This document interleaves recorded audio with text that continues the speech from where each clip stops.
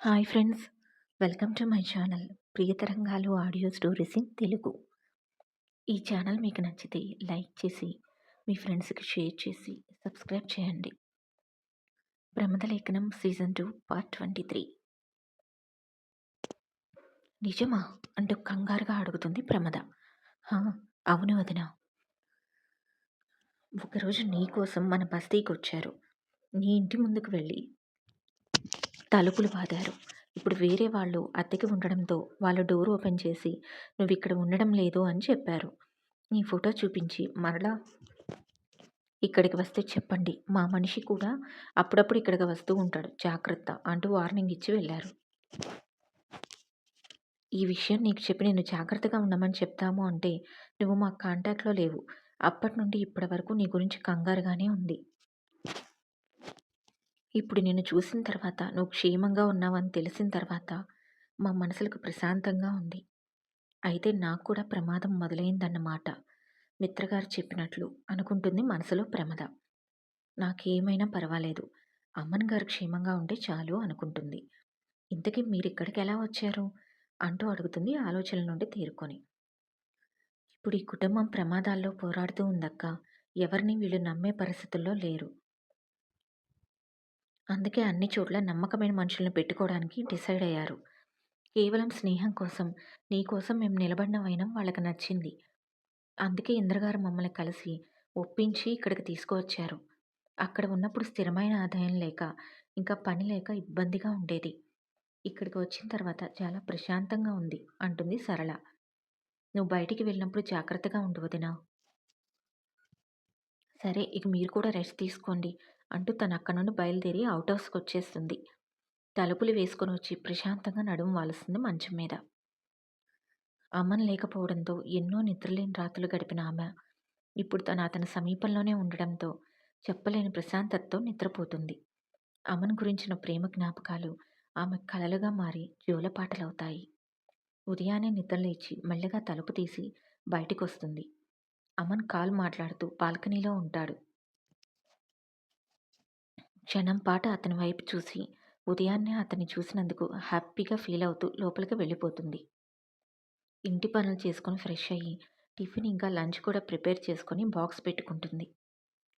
Tiffin తిని ఇక బయటికి వచ్చి తలుపు దగ్గరికి వేసి అమ్మని ఇంటి వైపు అడుగులు వేస్తుంది. ఆఫీస్కి ఎన్నింటికి వెళ్ళాలి, ఏమిటి, ఆఫీస్ అడ్రస్ ఎక్కర, ఇవన్నీ అడగడానికి.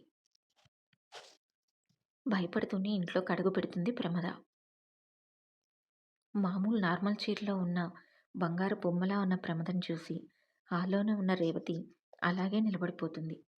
చక్కగా ఉంది, అందుకే నా అల్లుడి మనసు దోచుకుంది అనుకుంటూ నవ్వుకుంటూ లోపలికి రా అంటూ పిలుస్తుంది. మిత్ర ఆంటీ అంటుంది ఇబ్బందిగా నిలబడి. వదినా అంటూ పిలవగానే కిచెన్లో నుండి బయటికి వస్తుంది మిత్ర. ప్రమదని హాల్లో చూడగానే రేవత్ తనని ఎందుకు పిలిచిందో అర్థమైపోతుంది. ఏంటి ప్రమద అంటుంది చిరునవ్వుతో. అంటే మేడం అంటూ తను ఎందుకు వచ్చిందో చెప్పేస్తుంది. అప్పుడే బ్రేక్ఫాస్ట్కి వచ్చిన అమ్మని చూసి, కన్నా, ప్రమద ఈ రోజున మాల్కు వస్తుంది, నీకు ఓకే కదా? మామ్, నువ్వు చెప్పిన తర్వాత నేను నో చెప్తానా? నీ ఇష్టం మామ్. మరి తను ఏ సెక్షన్లో వేస్తావు? తను ఈ రోజు నుండి మాల్కు వచ్చేయమని చెప్పు మామ్. అక్కడికి వచ్చిన తర్వాత నేను చూస్తాను అని చెప్పి వెళ్ళిపోతాడు డైనింగ్ టేబుల్ దగ్గరికి. దొంగమొహం, అమ్ములు అమ్ములు అంటూ నా చుట్టూ క్షణం వదలకుండా తిరిగేవాడు. ఇంతసేపు వాళ్ళ అమ్మతో మాట్లాడుతూ ఉన్నా, తను ఎదురుగానే ఉన్నా కనీసం నా వైపు ఒక్కసారి కూడా చూడలేదు అనుకుంటూ మనసులోనే ముద్దుగా కసురుకుంటుంది అమ్మని ప్రమద. మాల్కి వెళ్తే వాడే నీకు జాబ్ చూపిస్తాడు అని చెప్పి ఎలా వెళ్తావు? నీకు అడ్రస్ తెలియదుగా, అమ్మన్తో వెళ్తావా అన్న మిత్రమాటకి టిఫిన్ తింటున్న అమ్మన్ ఇంకా హాల్లో ఉన్న ప్రమద ఇద్దరూ మిత్ర వైపు ఒకేసారి చూస్తారు. మామ్, ఏం మాట్లాడుతున్నావు నువ్వు? ఈ అమ్మాయిని నేను తీసుకెళ్ళడం ఏంటి అని మనసులో అనుకుంటూ తల్లివైపు కోపంగా చూస్తాడు అమన్. మిత్ర అది గమనించకపోయినా ఎప్పుడూ అమన్ మీదనే ధ్యాస ఉండే ప్రమద చూసేస్తుంది. దేవుడా, ఆంటీ అమన్ గారి ఎక్స్ప్రెషన్స్ చూడటం లేదు. ఇప్పుడు నేను ఈయనతో వెళ్తాను అన్నానంటే ఇక అంతే సంగతులు. మిత్ర మరో మాట మాట్లాడకముందే తనే నోరు విప్పుతుంది ప్రమద. నేను వెళ్ళిపోతాను ఆంటీ, మీ అబ్బాయిని ఇబ్బంది పెట్టవద్దు. అమ్మయ్య అనుకుంటాడు అమన్. నిజమే మామ్, తనంతట తాను వస్తేనే దారి తెలుస్తుంది కదా! ఈరోజు నేను తీసుకువెళ్తే రేపటి నుండి ఎవరు తీసుకెళ్తారు? నేను తీసుకువెళ్తే తనకి దారి కూడా తెలియదు కదా! సో, తనే వెళ్తుందిలే అంటూ తన పాటికి తను బ్రేక్‌ఫాస్ట్ చేస్తూ ఉంటాడు. అబ్బా! మీ ఇద్దరిని కలుపుదామంటే నువ్వేంటి నన్ను అడ్డుపుల్లలు వేస్తున్నావు? అనుకుంటుంది మనసులోనే నీరసంగా మిత్ర.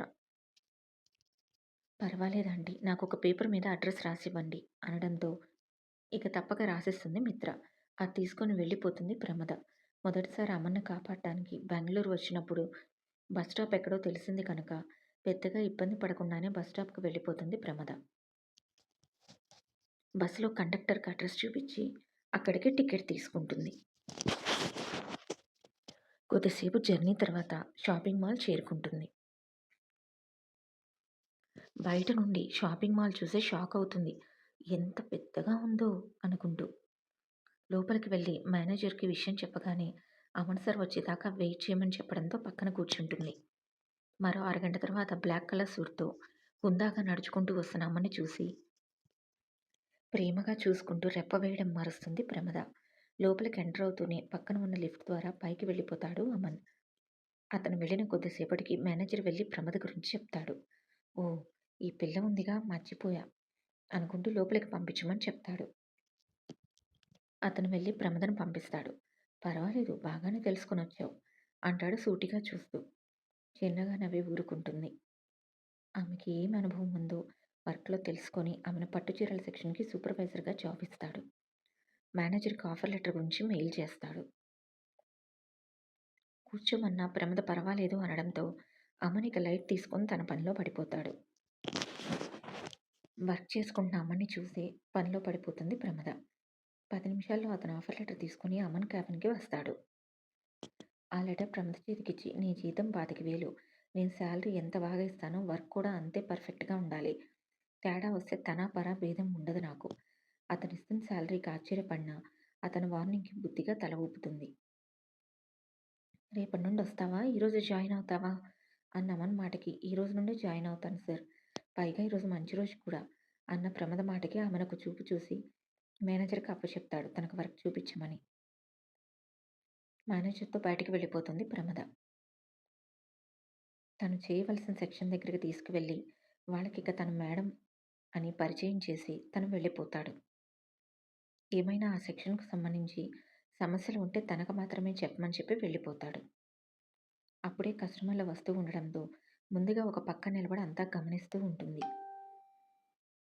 ఇప్పటివరకు అలా గమనించే వాళ్ళు లేకపోవడంతో వాళ్ళకి లోలోన కంగారుగా ఉన్నా తమ పని తాము చేసుకుంటూ ఉంటారు. కొద్దిసేపటికి మేనేజర్ అక్కడికి వచ్చి చిన్న క్యూబికల్ ప్రమదకి చూపించి అక్కడ కూర్చోవచ్చు మీరు. అదే మీ ప్లేస్ అని చెప్తాడు. అలాగే బాబాయ్ అంటూ చిరునవ్వుతో ఆమె చెప్పగానే ఆ పిలుపుకి ఆశ్చర్యంగా చూస్తాడతను. అతను చూపు చూసిన అమ్మ మీకు ఇబ్బందిగా ఉంటే అలా పిలవను అంటుంది.